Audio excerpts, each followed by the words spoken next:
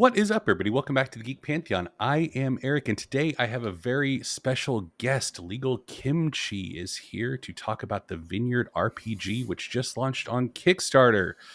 Legal Kimchi, how you doing, man? You know, I've been thinking to myself that I need to either switch to my birth name or do something with my screen name, because every time somebody introduces me, I get hungry. Yeah. So, I Fair was enough. fine Yeah. a few minutes ago. And now I want a snack. I want some kimchi.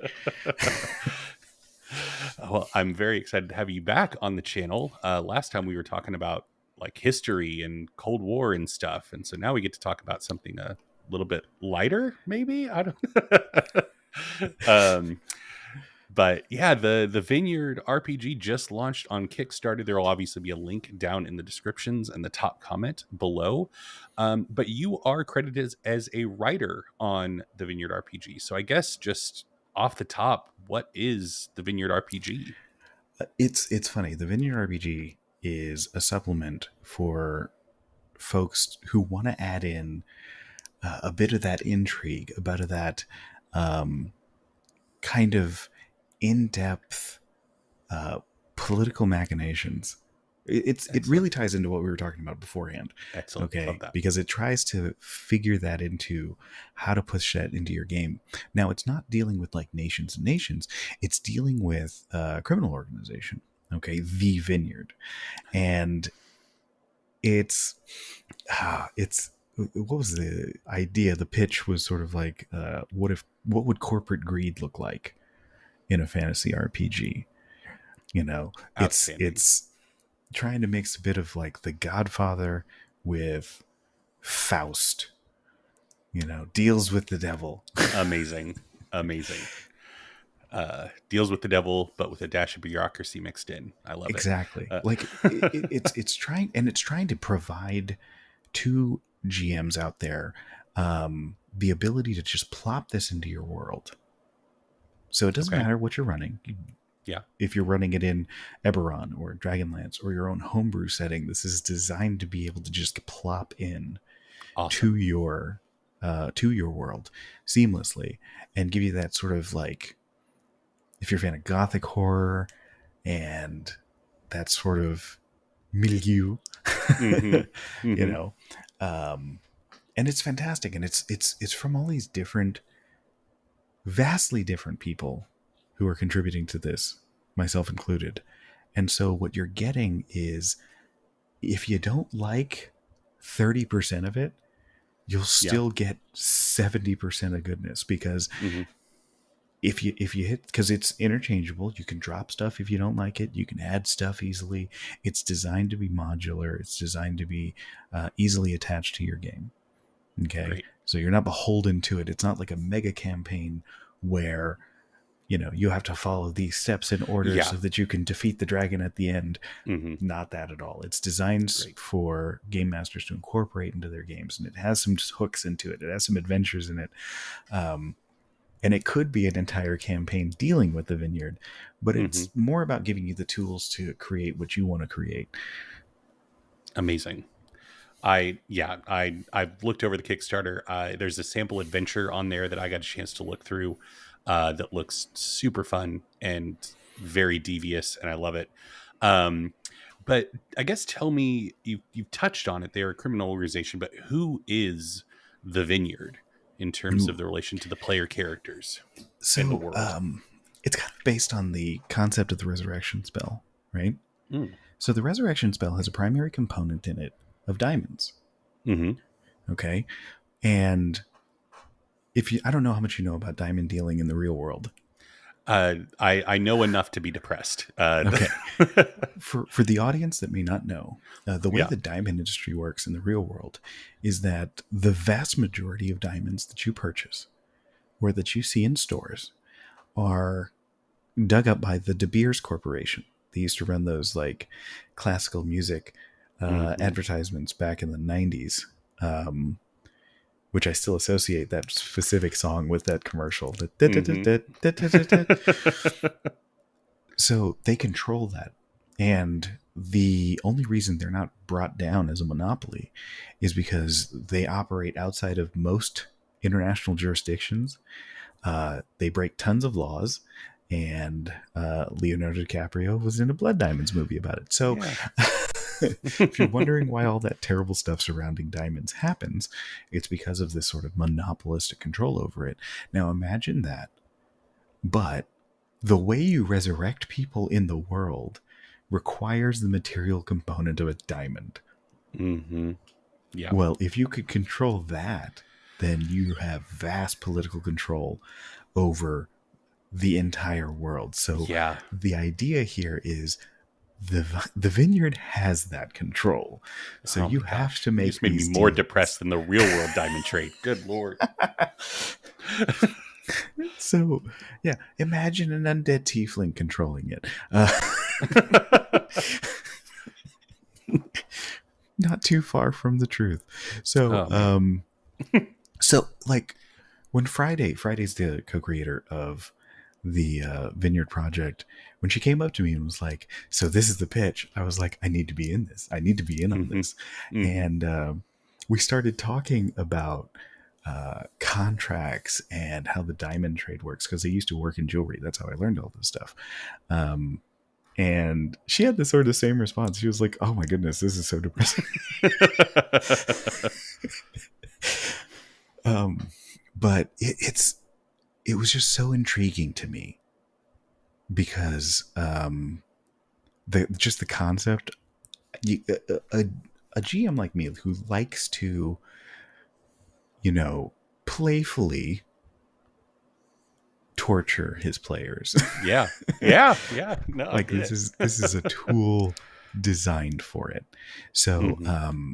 you can you're probably watching this or listening to this, and your brain's already percolating with like, oh, I could do this with that, or the backstory of trying to bring back the long lost whatever, Mm-hmm. and they need a diamond. Well, there's only one place to get these diamonds. Now you have to make a deal with this criminal organization, and what are they going to ask you to do in return? Because money is Mm-hmm. meaningless to them. They have all the money. They want power, Yeah. right? And so it's not just I need to pay for this diamond. It's like, what can you do for us? And you just Mm-hmm. get caught in this web with this organization. Yeah. And I mean, the stories kind of write themselves at that point. You know what I mean? Yeah. Yeah. Absolutely. Ugh. That's amazing. So tell me, as a writer, what sections did you work on? What are you really proud of that you accomplished in this book? Yeah. So, okay. So there are writers and there are designers on this one. And we've been working hand in hand to create our these interesting contributions. My contribution and many of the writers' contributions have been the villains, or the organization, because you don't just get the leader of the vineyard.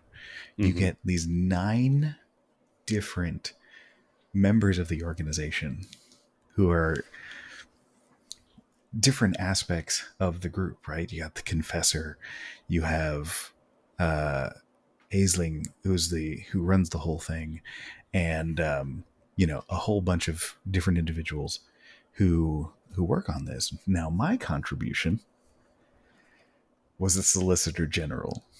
Okay. They are the attorney for the Yep. vineyard. Yep. They write the contracts. Okay. And I gotta say, like, we wrote all these backstories. We had like basically complete creative freedom to create who these lieutenants were, Mm-hmm. and their backgrounds, and where they came from, what is known about them, what's not known, their strengths, their weaknesses, what they crave, what they are persuaded by, what they're looking for, their ambitions, their goals, all this sort of stuff, Yeah. and their mechanics as well. Okay. Okay. And when we have shortcomings, like for me personally, I'm not a huge mechanics person. Mm-hmm. I don't necessarily consider myself a designer, but I would consider myself a writer. So I wrote this individual and I was like, oh, I'm going to make this special power that they have. Mm-hmm. that's going to test the player's brains as opposed to Okay. their dice rolls. Yeah. Okay. Okay. And that's been very much encouraged. So this Okay. is not just here's a big bag of hit points with some cool powers.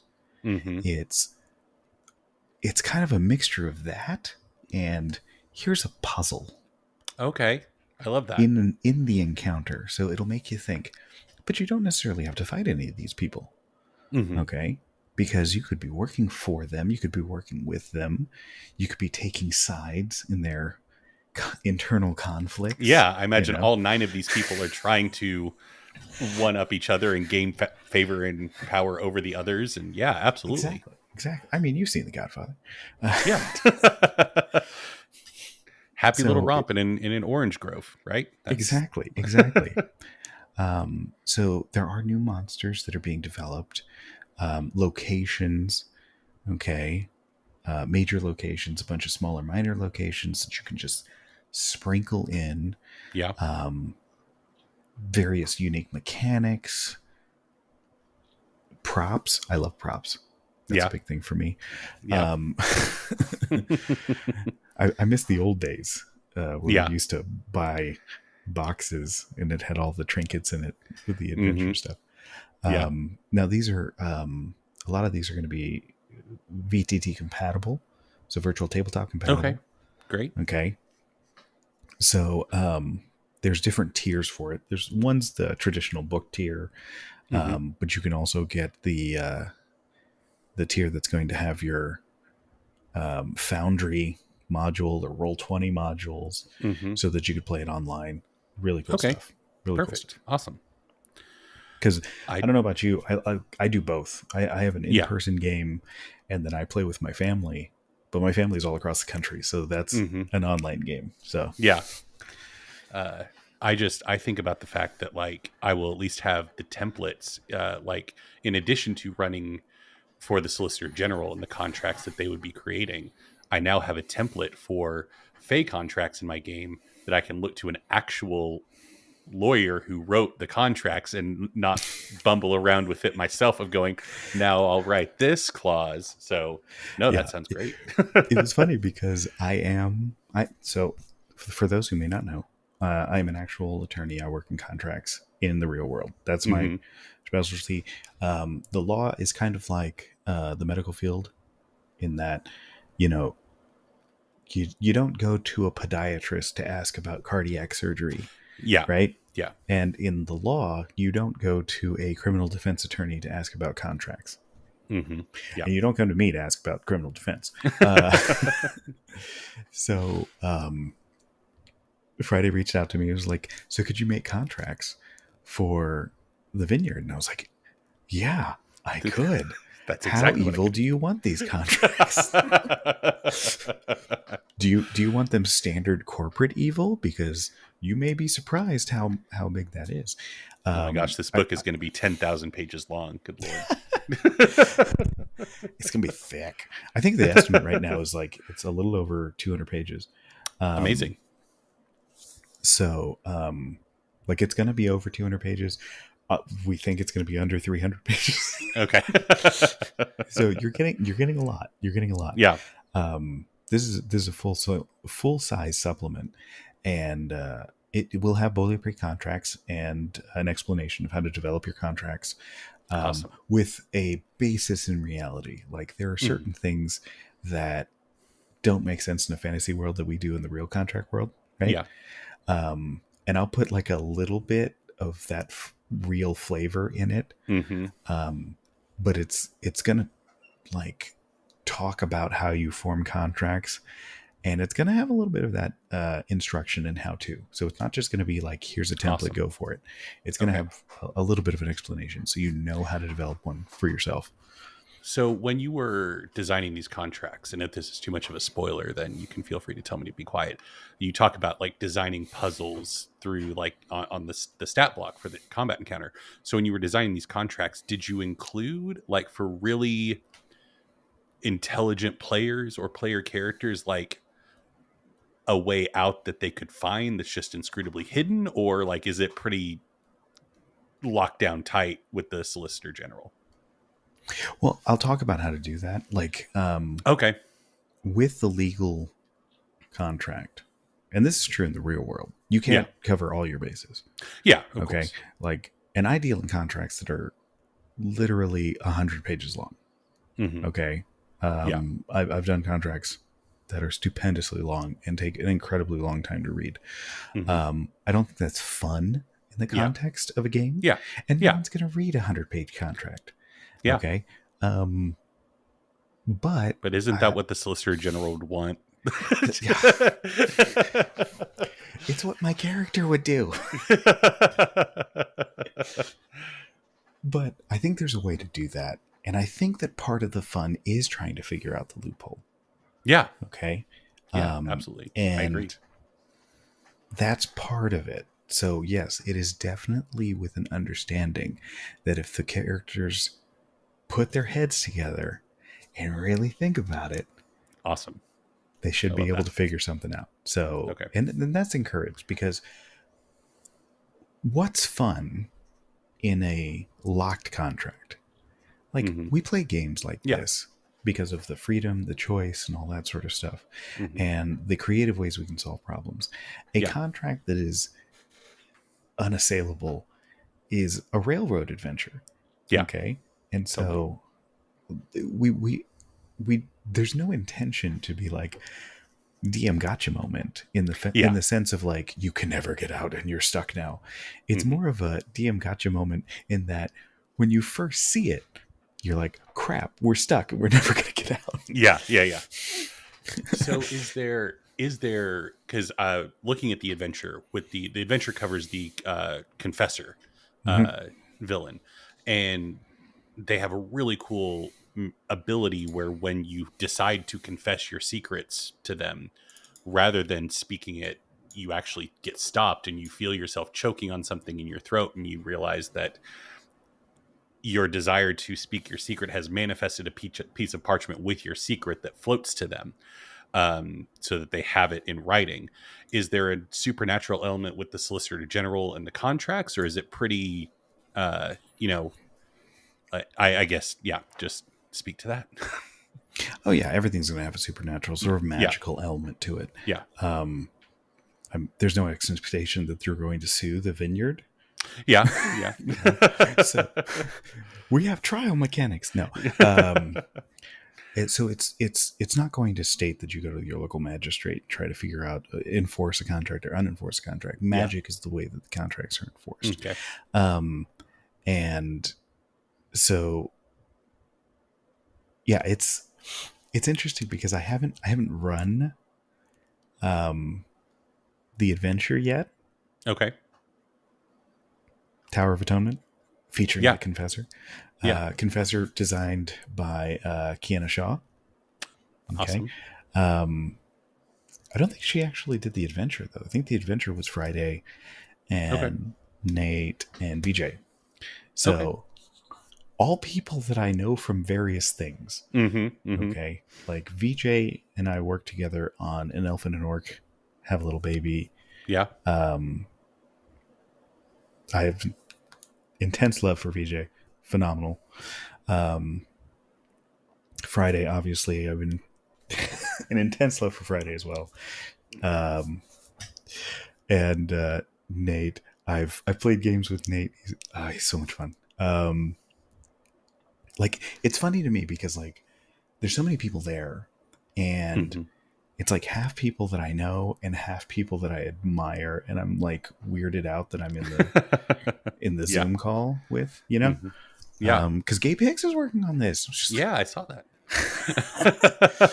Like, and everybody is just like, I was actually a little concerned because on a pure writing standpoint, I hadn't produced adventure content or campaign content like this at a professional level. Like, I've been DMing for the last 25 years, but I haven't put pen to paper and published, and nearly everyone else on the project has.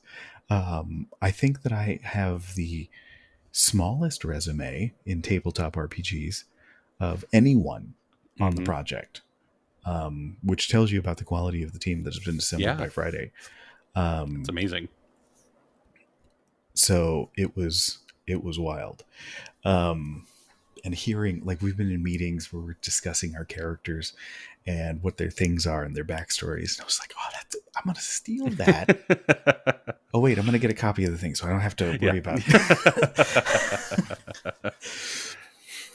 So, like, That's it's awesome. a lot of that. It's a lot of, like, phenomenal ideas that are ripe for stealing.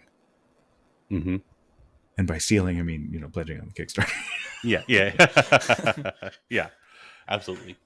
Well, that's great. No, I'm very excited. Everything that I read about this, and Friday was kind enough. She sent me some material to look over as well, and it's all looks phenomenal. So kudos to you and the rest of the team for the work that you've been doing on the Vineyard. And if I may, yeah, the art is also yes, wild, gorgeous in a very disturbing way. Like it's so. Here's my thing. Like, I consider myself a pretty creative individual, right?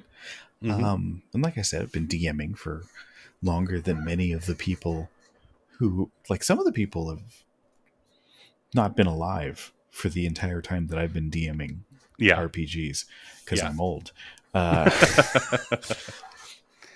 But I remember Friday came up to me and was like, "Hey, we're going to do sketches for the villains, for the NPCs. Can you meet with the artist to go over the artwork?" And I was like, "Okay." And I had this image in my head of what the Solicitor General looked like, and so I meet up with I think it was Elaine, and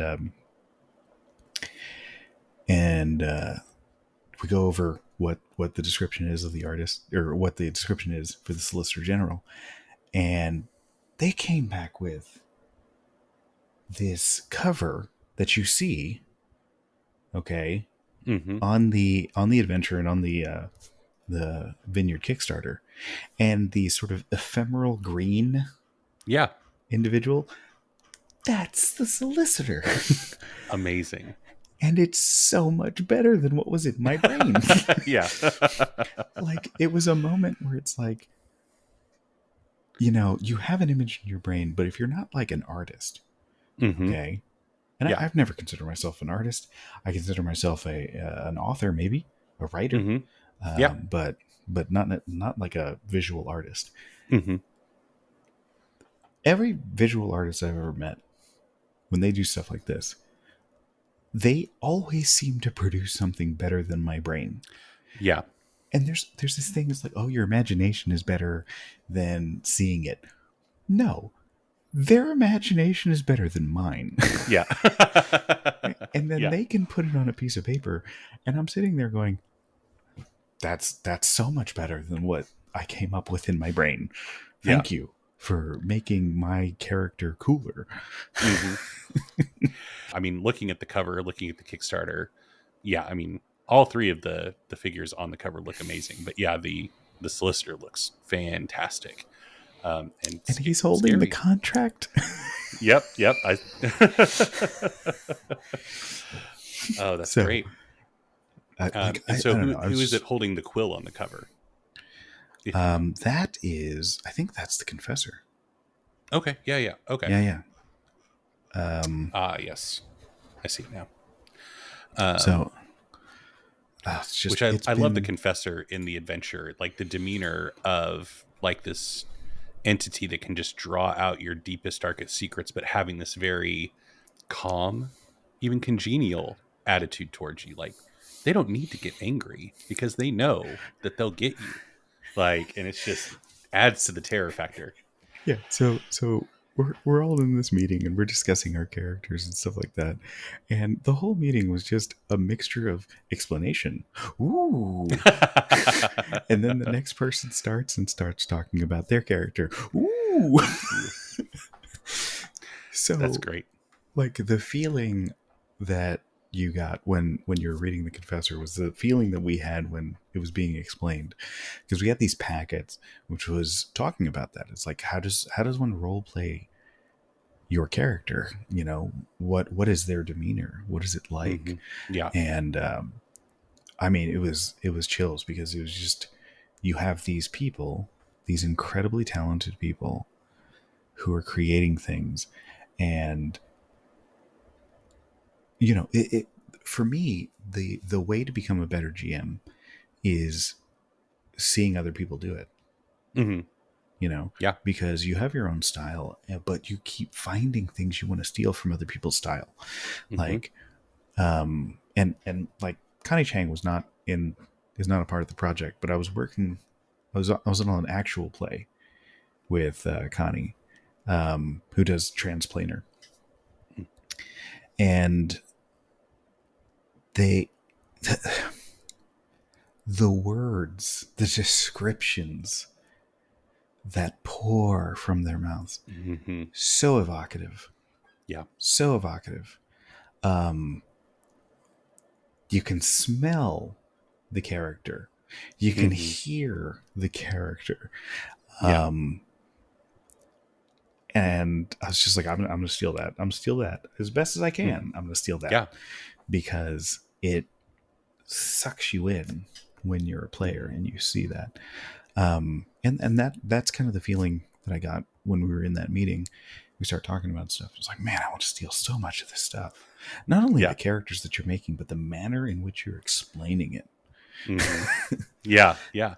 Well, and I will say, reading through the adventure provided on the Kickstarter, if it's indicative of what's in the rest of the book, which I imagine it would be, the DM tools included throughout the adventure are incredible. Like, Mm-hmm. if you are a experienced DM or an early DM or GM, this adventure has all of the tools that you need to run it very effectively. And, it's one of those things where if you have a different idea, you don't have to use it, but they provide the tools for you Mm-hmm. to really shine running this adventure, which I very much appreciate. You can never really over explain. Yeah, it's one of those things where, look, if you're like a lifelong GM, you may discard some of the stuff that's in there Hmm. because your style is your style. But Yeah. this is designed to be used to give ideas to the experienced GMs, but to give that foundation to new Yeah. GMs, and that, I think, is something that I think is overlooked by experienced individuals who are writing adventures, who are Yeah. writing supplements like this. We forget what it was like when we were brand new. Hmm. Okay, Yeah. because we muddled their way through, Yeah. made a whole bunch of mistakes on the way, and then over the course of years honed our skills Yeah. and became the GMs that we are. But we forget we need more GMs. Everybody needs to be a Yeah. GM. It's so much As fun. as much guff as it gets now by a lot of experienced the blue box text was helpful. Like, the first time you're running a pre-written adventure and you have that italicized, like, here's what read this to your players, like, it's incredibly useful, like, for an early Yeah. DM. Like, Now, for me, adventures or examples of play that hmm. used to be in the old books, right? Yes, yeah, absolutely. Those were so golden to me. Now, I Yeah. don't know, in the age of Twitch and YouTube, if Yeah. it's as useful, but you know, it's so good, Hmm. and helpful.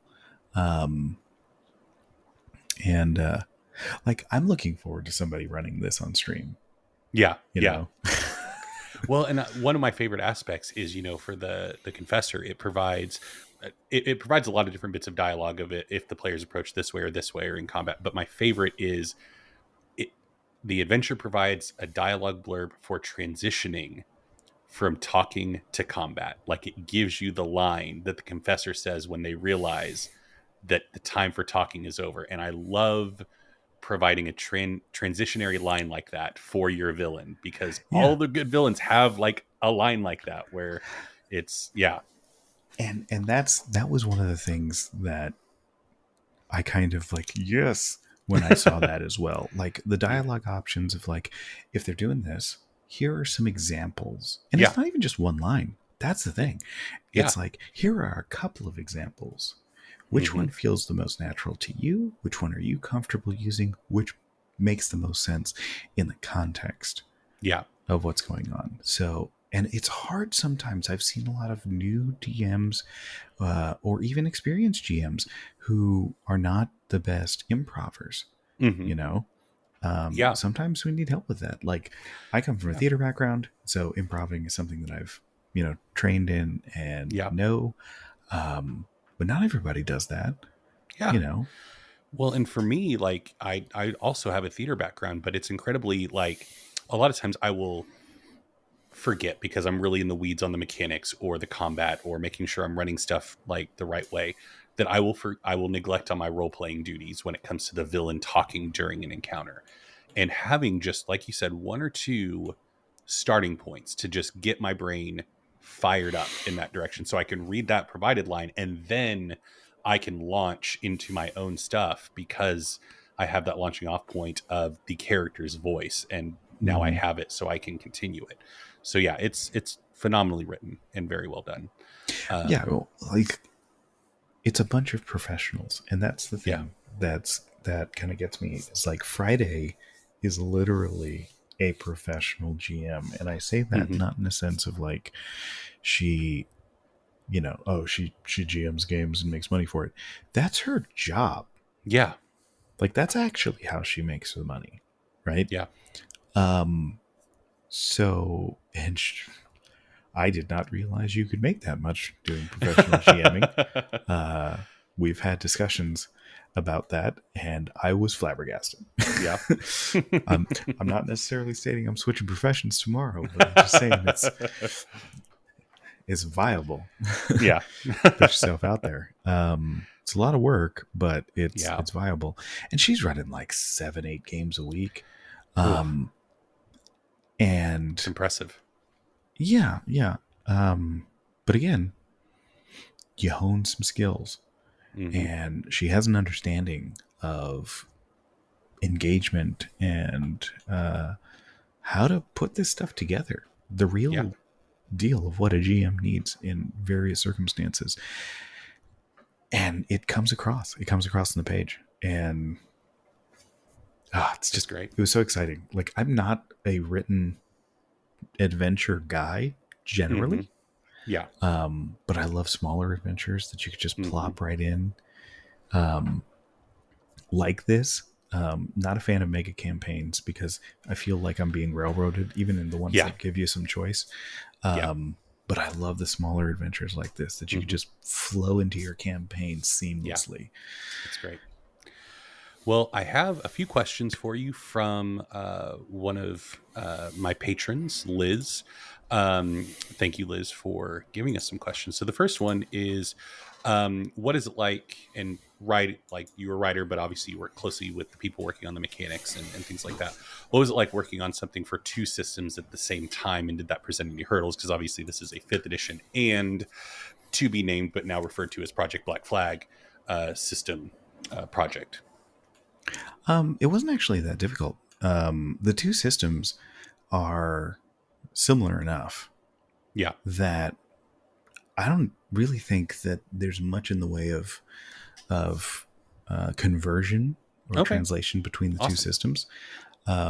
It was kind of like, I don't know the nitty gritty Hmm. of Black Flag, and like I said, I'm not a mechanics crunch person, Hmm. but from what I've seen, I haven't really, like, it seemed like, you know D&D 3.5 versus Pathfinder. Yeah. Yeah. Yeah. The you know playtest you material just looks very similar to fifth edition. Yeah, you just totally. flow right in. You'll probably Yeah. not even notice. Great. um so very, very Okay. easy transition there. Liz talks about how she often writes games around a mechanic that strikes them as interesting or a villain that they want to see or a piece of art that they see and say, what's going on here? So what are you most inspired by? Like, what's your most common source of inspiration when it comes to your writing? That's a good question. Obviously, I wrote the Solicitor General. I am an attorney. Yeah. um Yeah.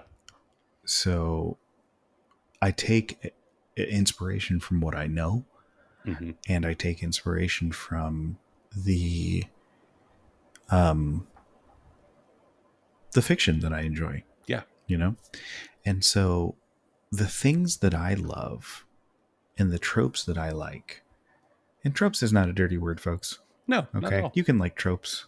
You can like the way a creative writing teacher that I had when I was a kid, when I was younger. Yeah. She said something to me that like altered the way I thought of uh, creative writing. She said, "Look, formulas exist for a reason, Hmm. and unless you're really good and really understand the formula, you won't know how to break it." Yeah. So understanding like tropes and understanding what you like about tropes is where I get inspiration. I was having a discussion in my Discord, which you can gain access to by joining my Patreon, patreon.com/legalkimchi. Anyway, I was having a discussion in my Discord about bioessentialism, oddly enough, and the subject came up about angels and demons, and we discussed how in like Christian folklore or Christian lore, um, that angels and demons are not actually different creatures. Hmm. They're just the same creatures on different sides, right? Yep. So whenever somebody's like, you know, demons are inherently evil, I was like, no, they're not. They're just angels who made a choice, Yeah. or angels who fell. Yeah. Um, and but one of my favorite tropes is the fallen angel and the ascended demon. Yeah. Okay, Yeah. like I love the idea of the falling of purity and the redemption of evil. Hmm. Okay, Yeah. so I'm inspired by those types of stories. I'm inspired by um, the person who clings to like devotion. Hmm. Okay, um, that's something that fascinates me in any sort of subject matter. Okay, a person who is defined by their devotion to something, and that devotion could be various things. Devotion like the operative from Firefly, from Hmm. Serenity, the movie, Yeah. where he was devoted to the Alliance. Hmm. And he would do terrible things because he felt it was for the greater good of the Yeah. Alliance. I'm fascinated by that. Things that are devoted to a cause or a Hmm. concept, even. Well, And I so mean, when I was, you, the execution can be a discussion, but I mean, followed the chosen one. I mean, Anakin Skywalker being devoted to love and that mm-hmm, being his ultimate downfall. Like mm-hmm, yeah, that's compelling. That's interesting. That's good storytelling. Now the yeah. execution can be a discussion, but So yeah, the Solicitor General to me was a look into that. yeah. It draws on both of those tropes because to me it was the falling of the righteous individual, you know, Hmm. starts off as an idealist, is Yeah. corrupted, and has a devotion to the cold mechanics of the law. Mm. Mm. Okay. Because, like, the inspiration came from a discussion that I was having with my uncle, actually, where we were talking about the justice system. Hmm. And because fantasy inspiration comes from everywhere, folks. Hmm. So we were having a discussion about the justice system, and um, I made the point, it's like, it is a criticism of the justice system that your guilt or innocence can be determined by the quality of your attorney as Mm. opposed to the facts of the case. Yeah. Okay.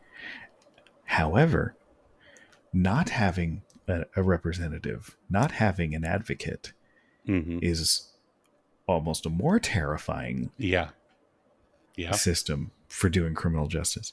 So I came to that realization and I was like, what if somebody realized that? What if you had like a person who was devoted to the law, was this, um, you know, righteous individual who wanted to use it for good, but then realized that the facts didn't matter Hmm. and it was more about the conniving tricks that you Mm. can do Yeah. to win or lose, and being corrupted by that and being devoted to the idea that that was wrong to the point of losing their humanity.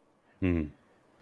I love And so that. that's where I was inspired for writing the Solicitor General. That's amazing. Awesome. Well, Liz had another question. So on the Kickstarter, Vineyard is billed as a queer Gothic horror campaign guiding setting, and Liz was curious about how deep is the queer aspect of the game. She says, I know many of the creators are some sort of queer, but in the book, is it mainly the characters, the theming, the world itself? They're very interested in that aspect of the world. It's funny because I'm one of the only not queer people on staff, and so I am the odd man out. But it's pervasive in a way that's not intrusive. Okay. The way that I've seen it, it's queer in that queer is normal. Yeah. Like it's all over the place, and there's nothing to it. Okay. Like it's not like shoving it in your face in the manner of like, you know, that I don't know, that I never felt like ostracized for being a straight guy. Yeah. Number one. And it's just that, you know, there's a ton of queer creators who are making queer characters, and there's no agenda behind it. It's not a circumstance where it's like, oh, we're secretly trying to whatever. Yeah. It's more of just people. When you have a diverse group of people writing from their perspectives, you will have diverse perspectives in the world, and it's much more representative of the real world. Yeah. Than when you have one author who is just putting their perspective in it and it's all conforming to that. Or if you have a group of authors who are all from the same background, who are all of the same, you know, cis heteronormative, you know, background writing about this sort of stuff, you know, you write what you know. Well, because of the nature of the staff that's writing this, you're going to have a lot of queer stuff in there. Okay. Great. So it's awesome. Not tokenism. It's not put there just to put it in there. It's just people writing their truth, and it comes out naturally. So it's almost seamless. Like even for someone like me, it was just seamless. Awesome. Love that. Liz points out, imagine most of the content about contracts was your handiwork, which we've touched on. Were there any other aspects that you worked on in the book outside of the Solicitor General and the contracts? Yeah, that was the main thing. Okay. It was funny to like scale it back a bit. Yeah.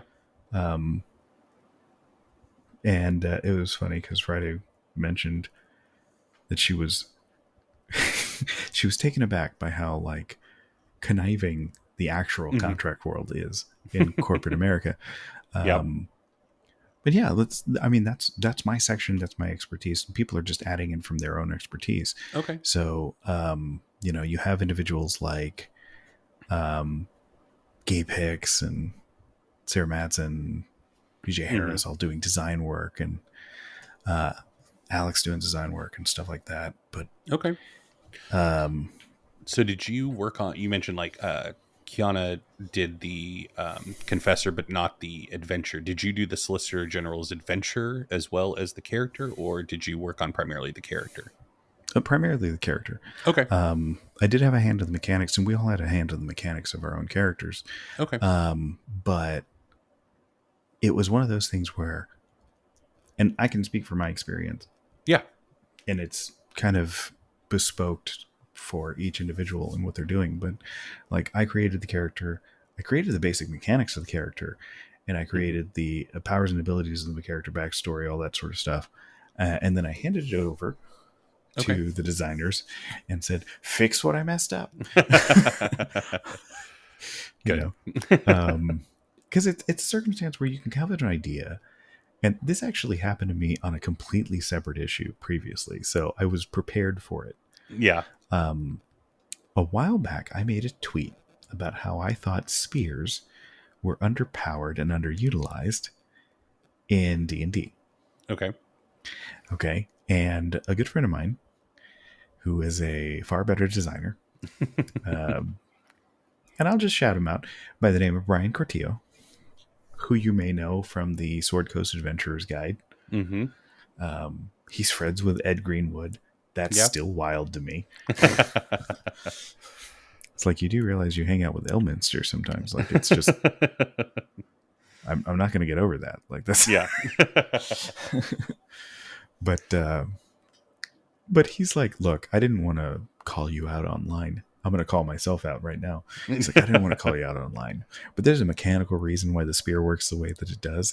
And he kind of spells it out. Mm-hmm. And I'm sitting there going, people have thought about this. And I'm just spouting nonsense on Twitter. As is your right as a user of Twitter. Exactly. But if you're ever curious, that's why designers exist. And that's why there are people credited as designers, because they know that this sort of stuff works. That's great. And Liz's final question, of the material that you've had a chance to look at and parse through, what's your favorite aspect of the book? The Solicitor General. No, of course. Here's the thing. I haven't seen everything. Yeah. Okay. The people that have seen everything are going to be like, Friday and who, co-creators and all that sort of stuff. They have the kind of elevated perspective of what's going on. But like, aside from a couple of meetings where we were discussing our ideas and stuff like that, I haven't seen everybody's finished product. Mm-hmm. So I'm excited to see what everybody's finished product is going to be. I'm like intentionally keeping myself in the dark. That's awesome. For a lot of this, because I'm excited to find out. Mm-hmm. And like, I pledged. Will I get a complimentary copy as a person that's working on it? Maybe. I don't know. I pledged just to make sure. Yeah. Yeah. Okay. Because there's stuff even I'm looking forward to. All right. And I love how you describing the process seems very siloed to a certain extent, to where like you go to the Kickstarter and you read the adventure there, and it gives you a sense of like formatting what's included, mm-hmm. but you still don't have a strong sense of what the Solicitor General's character and adventure are going to be like, and what like all mm-hmm. the other 7 villains, what they're like. You have a sense of the tone but not the scope, and that's exciting. That makes it like builds up the anticipation of the book. I didn't know about the adventure with the Confessor, like I didn't get it until I backed the Kickstarter. Mm-hmm. Okay. Now I don't know if other folks are much more into what everybody else is doing. I'm sort of intentionally keeping myself in the dark, because I'm excited to learn with the finished product. And I don't want to spoil it for myself. No, that's great. Because I got so excited from just our meeting where we were discussing our different characters, because we don't want to step over anybody else's toes. We want to make sure that we're making distinct characters with distinct roles. So that part we did have a discussion about. Mm-hmm.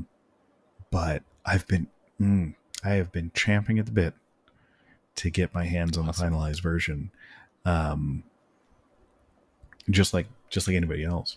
And it's not expensive. That's the thing that like, I got the early bird, but of course you did. Yeah, but I mean it's priced just the same as any other supplement book. Yeah. I mean, the amount of content that you're getting based on what we've discussed over the course of this video for $40 is an incredible value. Like, and that's just for the digital. Like, you can go get the hardcover as well, but like, that's phenomenal value per item that you're getting. And let's be honest, like, a lot of the people who are going to get this are going to get the digital versions, and you're going to have some folks who are book lovers. Yeah. Like myself, who want to get the physical copy. But what I think is wild is you can also get the Roll20 stuff. Like, this is just prepackaged. Yeah. And as a person who uses virtual tabletops regularly, and actually bought an adventure for a person for a VTT, even if you don't run the adventure as written, the module stuff itself saves so much prep time, because I don't have to Yep. worry about this thing or that thing, Mm-hmm. setting everything up. It's already set up. I just pull it Yeah. up. Yep. And like that by itself, because you can get the copy with the electronic version and the module, and it's Mm-hmm. just, Yeah. it's good stuff. Yeah. Well, Or even just the module. Like you don't even need to get the book. yeah. You just get the Yeah. module by itself. Yeah, absolutely. No, I mean, I've looked over the different tiers, and yeah, I mean, there's literally something for anybody, whatever your style of play. Definitely go check Mm-hmm. out the Kickstarter. Like I said, links down below, so go check it out. Kimchi, I really did expect this to be, you know, a tight 15-20 minute. Let's talk about the Kickstarter, but as per usual, when you and I get to talking, the time flies, and I'm always happy to sit down and talk with you. It's great. It's phenomenal. I love it. Um, I love listening to your voice. Like I need you to GM the Solicitor General's adventure for me, just so I can hear you speak as this foreboding contract lawyer, with malice in his voice.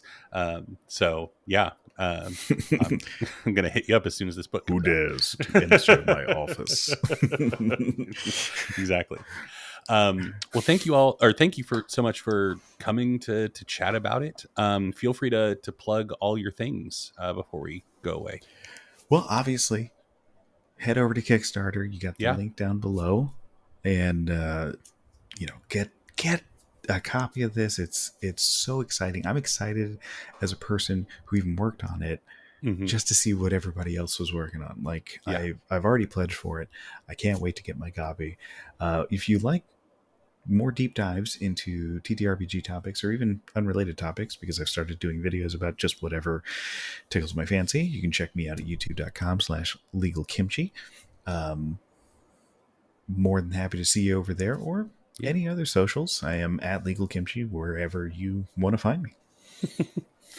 Yeah, and probably at the end, just stick around to the end of this video, because one of those little fancy cards will pop up with Legal Kimchi's I'll put your miniatures video up somewhere, so people can go check that out. Yeah, wherever, we'll all point in a different direction so that we can hit it in one. But thank you all for joining us for the video and watching the discussion. Be sure to subscribe to this channel and Legal Kimchi's channel and all the channels, and go check out the Vineyard on Kickstarter. There is, as of the recording of this video, there is 25 days left to go back it. So go do it right now. That's a command from your Solicitor General. Thank you again, Legal Kimchi, for coming to join me, and thank you, everyone, and I will see you next time. Bye.